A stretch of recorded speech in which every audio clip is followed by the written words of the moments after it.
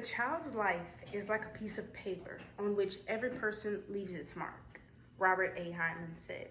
Today, I want to shed light on the important topic that often goes unnoticed, the shortcomings that daycare workers and early childhood teachers face despite their level of certification.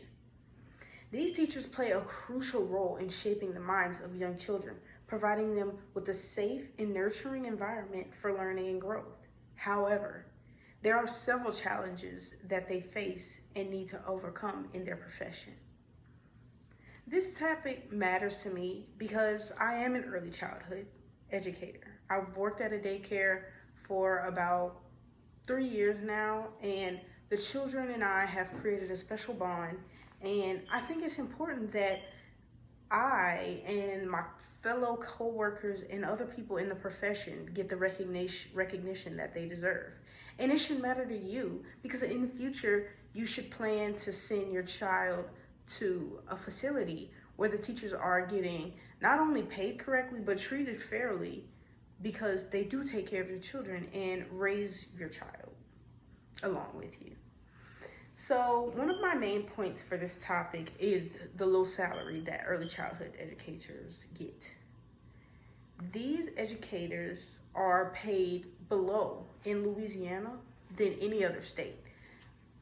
Early childhood workers do not get paid as much as a teacher gets paid due to the fact that they don't have the same certifications, whether that be the degree or just having your CDA.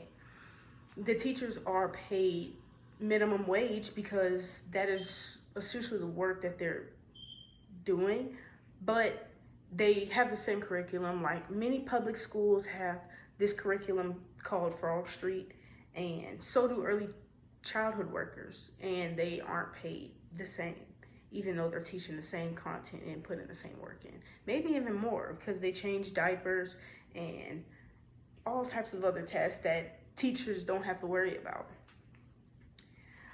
My other point would be the lack of resources given to early childhood centers.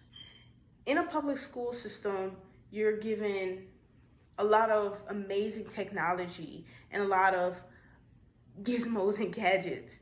And early childhood centers do not get that because they aren't publicly funded. So your center has to pretty much provide all of the items that the students will receive and the teachers will have to teach.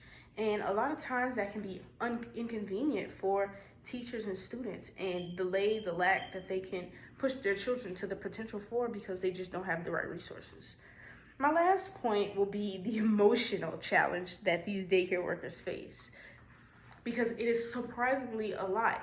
In the field, you have to deal with a lot of trauma that these kids face and the beginning of the separation that these children will have with their parents, So these kids, it's their first time being away from their parents and they just have to strive to continue going. And that affects the teachers in the long run.